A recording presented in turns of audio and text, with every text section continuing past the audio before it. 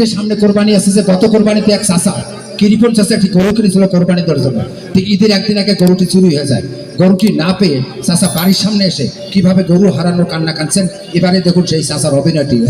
ও ভাই রে, ও ভাই গরুটা নাই রে। এইভাবে কাঁদছে চাচার ছেলে পাংশে যে বন্ধু বলা যাচ্ছেন।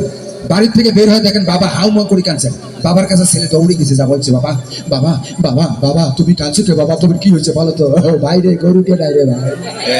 ও ভাই গরুটা নাই রে ভাই। এখন ছেলে ভাবছে ব্যাপার কি, বাবার মাথা করেছে নাকি, আবার তো আবার কথা বলছে কেন। ছেলে দৌড়ে গেছে বাড়িতে। বাড়িতে যা তার মাকে বলছে, মা গো মা, মা এদিকে এসে, বাবা আবল তাবল কথা বলছে, বাবারও তো মাথা খারাপ হয়েছে। এখন চাচার বউ দৌড়ে এসে বলছে, কি কি হয়েছে গো, কি হয়েছে গো, তুমি চাচাজি করছো, তোমার কি হয়েছে। বারে গরুটা নাই রে ভাই।